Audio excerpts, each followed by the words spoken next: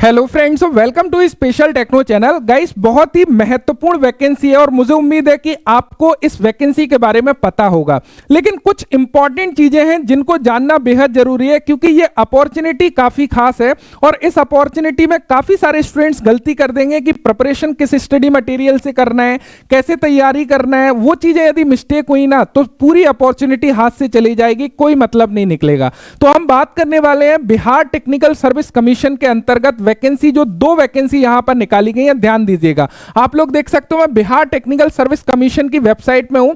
सबसे पहले क्लियर करना चाहूंगा, इस वैकेंसियों में ना केवल बिहार के स्टूडेंट्स जबकि ऑल ओवर इंडिया के स्टूडेंट्स अप्लाई कर सकते हैं। हम A to Z डिटेल से यहां पे सब कुछ समझ रहे होंगे कि क्या सिलेबस है, क्या एजुकेशनल क्वालिफिकेशन है, कैसे अप्लाई करना है। ऑल इंफॉर्मेशन इस वीडियो में आप लोगों को मिल जाएगी। तो सबसे फर्स्ट ऑफ ऑल आप लोग देख सकते हो मैं बिहार टेक्निकल सर्विस कमीशन की ऑफिशियल वेबसाइट में हूं। यहां पे रिक्रूटमेंट सेक्शन में जब आप लोग जाते हो आपको दो वैकेंसियां दिखाई देंगी। सबसे नीचे आप देखोगे 31/2025, ये एडवर्टाइजमेंट नंबर है। इसके अंतर्गत जो वैकेंसी है वर्क इंस्पेक्टर मैकेनिकल की, यहां पर भी ITI स्टूडेंट्स एलिजिबल है। एंड 32/2025 की बात करें, इसके अंतर्गत पंप ऑपरेटर की वैकेंसी है, यहां पर भी ITI स्टूडेंट्स एलिजिबल है। दोनों में क्या फर्क है? यदि हम लोग वर्क इंस्पेक्टर की बात करें, यहां पर मैकेनिकल ट्रेड के साथ साथ इलेक्ट्रिकल ट्रेड को भी एलिजिबल किया है, लाइक इलेक्ट्रीशियन और वायरमैन। लेकिन यदि हम लोग पंप ऑपरेटर की बात करें, यहां पर केवल mechanical trade, fitter and machinist के लिए काफी अच्छी संख्या में वैकेंसी है। तो दोनों ही वैकेंसी को इन डिटेल से समझ रहे होंगे कि कैसे आपको क्या करना है। सबसे पहले हम लोग पंप ऑपरेटर की भर्ती को समझते हैं, जो कि 32/2025 जिसका एडवर्टाइजमेंट नंबर है। तो यहां पर गाइस आप लोग देख सकते हो ये इनका ऑफिशियल एडवर्टाइजमेंट है। बिहार सरकार बिहार तकनीकी सेवा आयोग के तहत जिसका विज्ञापन संख्या 32/2025 है, इसके अंतर्गत पंप ऑपरेटर के पदों पर रेगुलर बेसिस पर भर्ती को निकाला गया है। इसकी अप्लाई करने के लिए आप लोगों को बिहार टेक्निकल सर्विस कमीशन की ऑफिशियल वेबसाइट के थ्रू 12 दिसंबर 2025 से 12 जनवरी 2026 तक आप अप्लाई कर सकते हो। इसकी जो लास्ट डेट है 12 जनवरी 2026 इसकी लास्ट डेट होने वाली है। अब सबसे पहले यहां पर नंबर ऑफ वैकेंसी के बारे में समझते हैं। देखिए, जो पोस्ट है वो हमारी पंप ऑपरेटर की पोस्ट के लिए वैकेंसी को निकाला गया है। 7वें वेतन आयोग के तहत लेवल 2 का पे स्केल आप लोगों का यहां पे रहने वाला है। अब हम लोग यदि शैक्षणिक योग्यता की बात करें कि क्या एजुकेशनल क्वालिफिकेशन यहां पर होने वाला है, सबसे पहले समझिएगा एजुकेशनल क्वालिफिकेशन में आपके पास में 10वीं कक्षा पास होना चाहिए। साथ ही साथ 10वीं कक्षा के बाद में आपने औद्योगिक प्रशिक्षण संस्थान यानी कि ITI में आपका मशीनिस्ट अथवा फिटर ट्रेड में आप लोगों का पास होना चाहिए। यानी कि 10th प्लस ITI यदि आपके पास में है तो आप अप्लाई कर सकते हो। ध्यान दीजिएगा, नोट में इन्होंने क्लियर किया है कि आपने यदि मशीनिस्ट और फिटर ट्रेड से रेगुलर बेसिस पर ITI करी है जब भी आप एलिजिबल है। यदि आपने इसको पार्ट टाइम या फिर दूरस्थ तरीके से डिस्टेंस बेस पर यदि इसको किया है तब आप लोग एलिजिबल नहीं है। तो यदि एजुकेशनल क्वालिफिकेशन की बात करें, केवल और केवल 10वीं कक्षा उत्तीर्ण है और आपने ITI फिटर या मशीनिस्ट से करी है, तब आप लोग 32/2025 यानी कि पंप ऑपरेटर की वैकेंसी के लिए एलिजिबल हैं। अब यहां पे हम लोग नंबर ऑफ वैकेंसी की बात कर लेते हैं।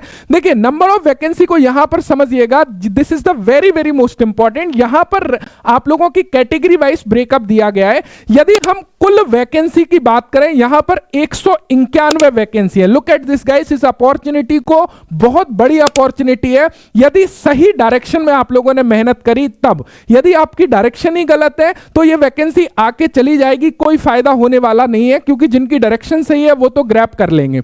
यहां पर टोटल 191 वैकेंसी है। इस 191 वैकेंसी में से 35% जो वैकेंसी है वो महिलाओं के लिए आरक्षित है और ऐसी महिला विद्यार्थी जो कि बिहार राज्य के मूल निवासी हैं। यानी कि जो भी रिजर्वेशन होगा वो रिजर्वेशन केवल और केवल बिहार स्टेट का डोमिसाइल सर्टिफिकेट जिसके पास है, जो बिहार स्टेट के मूल निवासी हैं, उनको आरक्षण मिलेगा।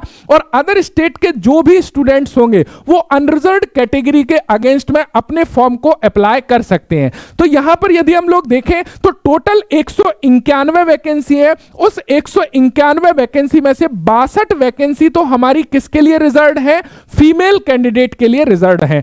अब यहां पे यदि कैटेगरी वाइज हम लोग देखें, जो अनारक्षित श्रेणी है यानी कि जो यूआर वाली श्रेणी है, उसमें यहां पे टोटल 77 सीट है और इस 77 सीट में से 27 सीट किसके लिए है? महिलाओं के लिए रिजर्व है। उसके अलावा यदि हम लोग यहां पर देखने लगे तो उसके अलावा हमारी जो 50 सीट है वो किसके लिए है? जो है अनारक्षित श्रेणी है। तो आप ये मान सकते हो कि जो अदर स्टेट के कैंडिडेट हैं वो इन 50 सीट पर कहीं ना कहीं अपनी लड़ाई लड़ेंगे, यानी कि जितने भी अदर कैटेगरी अदर स्टेट के स्टूडेंट्स हैं वो केवल इन 50 सीट पर अपने फॉर्म को अप्लाई कर सकते हैं। बाकी जितनी भी रिजर्व सीट हैं, चाहे अनुसूचित जाति हो, अनुसूचित जनजाति हो, ईबीसी हो, या फिर हमारा पिछड़ा वर्ग है, या फिर ये सारी कैटेगरी जो अत्यंत पिछड़ा वर्ग या पिछड़ा वर्ग, ये सभी रिजर्व कैटेगरी है। और रिजर्व कैटेगरी केवल और केवल बिहार स्टेट के स्टूडेंट्स के लिए, ध्यान दीजिएगा।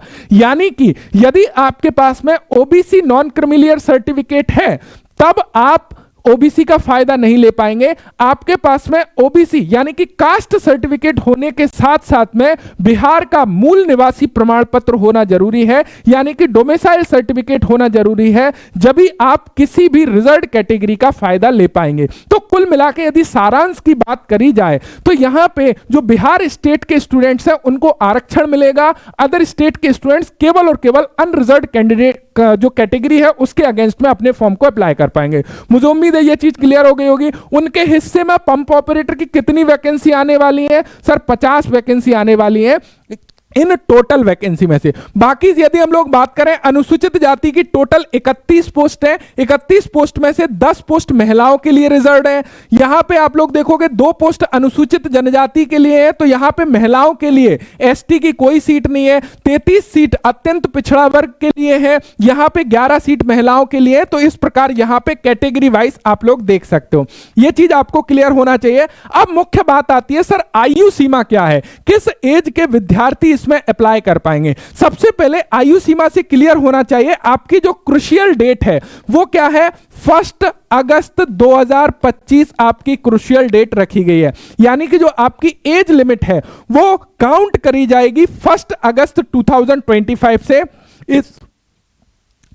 इस डेट तक आपकी मिनिमम आयु, न्यूनतम आयु 18 वर्ष होना चाहिए और इस डेट तक आपकी अधिकतम आयु 37 वर्ष होना चाहिए जब आप अप्लाई कर पाओगे।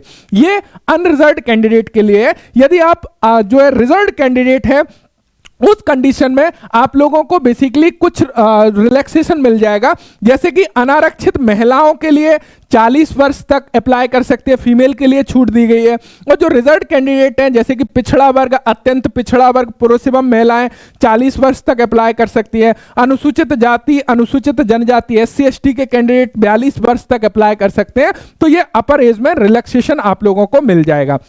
नेक्स्ट यहां पर समझने की कोशिश करिएगा, आपकी जो एज लिमिट है उसको आपके 10वीं कक्षा का जो प्रमाण पत्र है उससे काउंट किया जाएगा। अदर कोई भी डॉक्यूमेंट्स एज लिमिट के लिए मान्य नहीं होगा। इस बात का आपको विशेष ध्यान देना चाहिए। आरक्षण में यदि हम लोग बात करें, this is the very very most important point. आरक्षण में समझिएगा, आरक्षण का दावा नहीं करने पर आरक्षण का लाभ नहीं होगा और आरक्षण का लाभ उन्हीं उम्मीदवार को मिलेगा जिनका स्थायी निवास बिहार राज्य में है, अर्थात जो बिहार राज्य के मूल निवासी है। बिहार राज्य के बाहर के निवासी अर्थात जो आरक्षण का लाभ दे नहीं होगा, जो भी अदर स्टेट के कैंडिडेट हैं उनके लिए ऑनलाइन आवेदन में भरा गया स्थायी पता ही आरक्षण प्रयोजन के लिए स्थायी निवास माना जाएगा। साथ साथ में आपको डोमिसाइल सर्टिफिकेट भी अपलोड करना होगा, यह चीज ध्यान रखिएगा। मुझे उम्मीद है यह चीज आप लोगों को क्लियर हो गया होगा। यहां पे अनुसूचित जाति, अनुसूचित जनजाति के उम्मीदवार को निम्नलिखित प्रमाण पत्र जमा करने होंगे, जैसे कि अपना जाति प्रमाण पत्र जमा करना होगा, साथ में स्थायी निवास यानी कि मूल निवासी डोमिसाइल सर्टिफिकेट। इसी प्रकार जो भी कैटेगरी वाले कैंडिडेट है आपको अपना कास्ट सर्टिफिकेट के साथ में डोमिसाइल सर्टिफिकेट भी अपलोड करना होगा। इस बात का आपको विशेष ध्यान होना चाहिए। अब देखो नेक्स्ट महत्वपूर्ण पॉइंट जो आता है उस चीज को थोड़ा सा समझ लीजिएगा, जिससे कि सारी चीजें आप लोगों की बेसिकली क्लियर हो। आवेदन शुल्क की बात करें, आवेदन शुल्क जो आप लोगों का लगने वाला है वो 100 रुपीज आवेदन शुल्क लगने वाला है सभी कैंडिडेट के लिए, जिसको आप online debit card, credit card, internet, UPI के माध्यम से अपनी पेमेंट को कंप्लीट कर सकते हैं। इंपॉर्टेंट हिस्सा आ जाता है चयन प्रक्रिया यानी कि सिलेक्शन प्रोसेस का। सर हम अप्लाई कर देंगे, एलिजिबल हैं, हमारा सिलेक्शन कैसे होगा, कौन से क्वेश्चन पूछे जाएंगे? सबसे पहला पॉइंट आपको क्लियर होना चाहिए, इसका जो सिलेक्शन है केवल और केवल आपके एक एग्जाम बेस पर होने वाला है। उसके बाद में ना तो आपका कोई प्रैक्टिकल एग्जाम होगा, ना ही कोई सेकंड स्टेज है। यानी कि यदि आप अपने एग्जाम में अच्छे मार्क्स लेके आते हो तो आपका सिलेक्शन पक्का है। यहां पे यदि हम लोग सिलेक्शन प्रोसेस जो है वो लिखित परीक्षा के आधार पर होगा, कंप्यूटर बेस्ड एग्जाम होने वाला है, और उस कंप्यूटर बेस्ड एग्जाम टोटल 100 अंक का होगा, जिसमें 100 प्रश्न आपसे पूछे जा रहे होंगे। ये 100 प्रश्न कहां से पूछे जा रहे होंगे उसको समझिएगा। जो 100 प्रश्न है बेसिकली 100 प्रश्न होंगे, सभी बहुविकल्पीय प्रश्न होंगे, ऑब्जेक्टिव टाइप क्वेश्चन होंगे। परीक्षा के लिए जो समय मिलेगा 2 घंटा का समय होगा, 2 घंटे में 100 प्रश्न करने होंगे। परीक्षा में यहां पे ध्यान दीजिएगा, this is the important point, जो आपका एग्जाम होगा आईटीआई में मशीनिस्ट, फिटर एवं मीट्रिक यानी कि 10वीं कक्षा के स्तर के प्रश्न होंगे, जिसमें 30 प्रश्न जो होंगे वो मशीनिस्ट के होंगे, 30 प्रश्न होंगे आपके फिटर के, यानी कि 30 प्रश्न आपके मशीनिस्ट के और 30 प्रश्न आपके फिटर के होंगे। उसके अलावा 20 प्रश्न आपके गणित, 10वीं कक्षा के गणित होगा, ध्यान रखिएगा, और 20 प्रश्न आपका सामान्य ज्ञान होगा। देखिए जो सामान्य ज्ञान है उस सामान्य ज्ञान में बिहार से रिलेटेड, बिहार राज्य का यहां पे जो है जीके, बिहार जीके जो है पूछा जाएगा, ध्यान रखिएगा, ज्यादातर क्वेश्चन उसके इंक्लूड किए जाएंगे। एंड यहां पे यदि हम लोग बात करें 20 प्रश्न जो गणित होगा वो एक सिंपल लेवल का, मैट्रिक लेवल का आप लोगों का मैथमेटिक्स होगा। एंड उसके अलावा यहां पे बिल्कुल इग्नोर नहीं करिएगा, ये देखो फिटर स्पेसिफिक क्वेश्चन 30 होंगे, मशीनिस्ट स्पेसिफिक क्वेश्चन 30 होंगे। अब फिटर और मशीनिस्ट का काफी सारा सिलेबस ओवरलैप करता है, ध्यान दीजिएगा, लेकिन मशीनिस्ट के कुछ एक्स्ट्रा चैप्टर्स की यदि हम लोग बात करें, चाहे वह मिलिंग हो, सीएनसी हो, सीएनसी का वेटेज काफी हो सकता है, तो उन चीजों को आपको पकड़ बनानी पड़ेगी, जब भी आप लोग कहीं ना कहीं इसमें जो है पार पा पाओगे। इस बात का ध्यान रखिएगा, this is the very very most important. And उसी के अलावा यदि हम लोग एक और वैकेंसी जो हमारी वर्क इंस्पेक्टर की है, वहां पे उन्होंने क्या किया है, फिटर, मशीनिस्ट, इलेक्ट्रीशियन और वायरमैन को अलाउ किया है। वहां पर जो 60 प्रश्न है वहां पे चारों ट्रेड का 15-15 प्रश्न लिया है। फिलहाल हम इसकी बात करते हैं, उसके बाद उसकी बात करेंगे, नहीं कंफ्यूज हो जाओगे। तो यहां पे क्या है ना, 30-30 प्रश्न है, और इससे बढ़िया सिलेबस मुझे नहीं लगता कि आप लोगों का हो सकता है कि 60% सिलेबस आपका पूरा टेक्निकल है, उसमें भी 20% आपका मैथमेटिक्स है, जहां कोई दिक्कत नहीं आने वाली। यानी कि ये वाला जो सिलेबस है ना 80 नंबर का, यहां से तो आपका कोई भी नंबर छूटने का सवाल ही नहीं उठता। उसके अलावा यदि 20 नंबर जीके की बात करें तो जीके में आपका कितना पकड़ है, कितना आप इंटरेस्ट रखते हो, कितना चीजों के बारे में जानते हो, उसके ऊपर डिपेंड करेगा। तो इतना बढ़िया सिलेबस, उसके अलावा इतनी अच्छी नंबर ऑफ संख्या में वैकेंसी, इससे अच्छा मौका मुझे नहीं लगता कि आपके पास में हो सकता है। अब बस शर्त है कि आप लोग सही डायरेक्शन में मेहनत कर रहे हो या नहीं कर रहे हो, सही स्टडी मटेरियल से आप लोग पढ़ रहे हो या नहीं पढ़ रहे हो, किस तरह से आप अपनी प्रिपरेशन को आगे बढ़ा रहे हो, वो आपके ऊपर डिपेंड करता है। काफी ज्यादा आप लोगों की रिक्वेस्ट आ रही थी, सर इसका एक सेपरेट बैच आप लेके आइए। डेफिनेटली स्पेशल टेक्नो एप्लीकेशन पर 3 डेज में आप लोगों का आप लोगों का पंप ऑपरेटर का सेपरेट फुल कोर्स, जहां पे आप लोगों का GK, math, technical 100% syllabus cover के साथ में आप लोगों का बैच अवेलेबल हो जाएगा, जहां पे recorded classes, live classes, test, हर फैसिलिटी आप लोगों को मिल रही होगी। तो आप लोग जुड़ के प्रिपरेशन कर सकते हो, जहां पे एक राइट डायरेक्शन में एक जेन्युइन तरीके से यदि मेहनत करना चाहते हो तो आप डेफिनेटली जुड़ सकते हो, अन्यथा कोई बात नहीं। यहां पे मैं आप लोगों को बाकी सारी चीजें क्लियर कर देता हूं।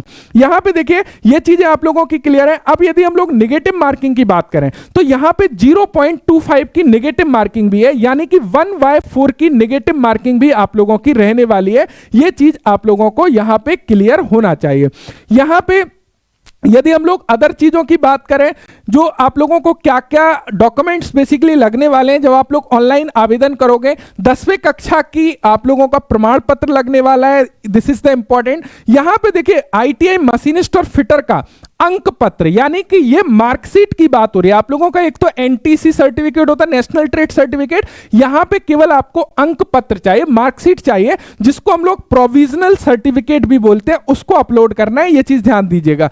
जाति प्रमाण पत्र, क्रीमी सहित यानी कि नॉन क्रीमी का, आर्थिक रूप से कमजोर विद्यार्थी है वो ईडब्ल्यूएस का, जो भी आप लोग कास्ट है उसका सर्टिफिकेट होगा। लेकिन जब आप लोग कास्ट को अगेंस्ट में फॉर्म भर रहे हैं, उस कंडीशन में आपको जो है स्थायी निवास प्रमाण पत्र देना पड़ेगा, जब भी आपको कैटेगरी का बेनिफिट मिलेगा, अन्यथा आपको कैटेगरी का बेनिफिट यहां पे नहीं मिलने वाला है। इस बात का विशेष आप लोगों को ध्यान देना है।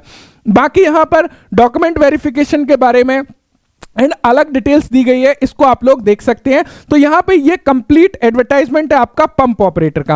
अब जो दूसरी वैकेंसी हमारी इंस्पेक्टर मैकेनिकल, इसको भी थोड़ा सा समझ लीजिएगा जिससे कि चीजें आपकी क्लियर हो।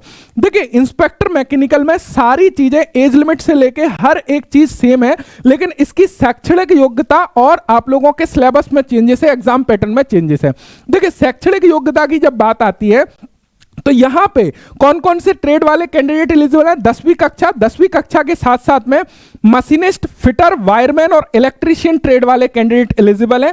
बाकी अदर स्टेट के भी डाल सकते हैं, सब कुछ सेम है। यहां पर देखो नंबर ऑफ संख्या, लुक एट दिस गाइस, काफी अच्छी नंबर ऑफ संख्या है।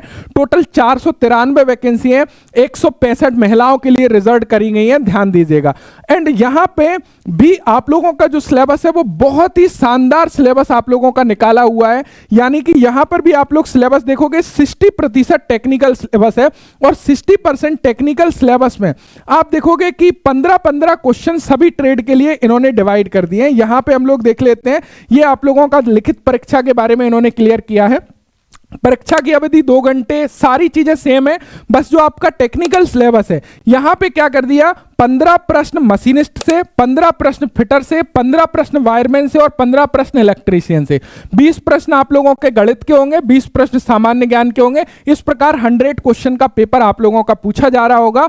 तो यहां पे भी अपॉर्चुनिटी आप लोगों की काफी बेहतरीन अपॉर्चुनिटी है, बस इसको सही डायरेक्शन में सही स्टडी मटेरियल से प्रिपरेशन करना है। यहां डिटेल सिलेबस नहीं दिया है, डिटेल सिलेबस कहां, डीजीटी की वेबसाइट पर जो आप लोगों का सिलेबस है, जो लेवल 4 का सिलेबस है वही आपको कंप्लीट करना है, ध्यान रखिएगा। अन्यथा क्या होता है कि हम लोग उस पर आधारित प्रश्न पढ़ रहे हैं, दूसरा स्टडी मटेरियल पढ़ रहे हैं, तो दिक्कत आप लोगों का आ जाएगा। तो इन चीजों का विशेष ध्यान रखना है। अभी आप लोगों के जो क्वेश्चन आ रहे हैं डायरेक्टली क्वेश्चन नहीं आ रहे, ऐसा नहीं है कि आप लोगों ने कोई ई बुक पढ़ लिया, कोई क्वेश्चन बैंक पढ़ लिया जहां से डायरेक्ट क्वेश्चन आ जाए।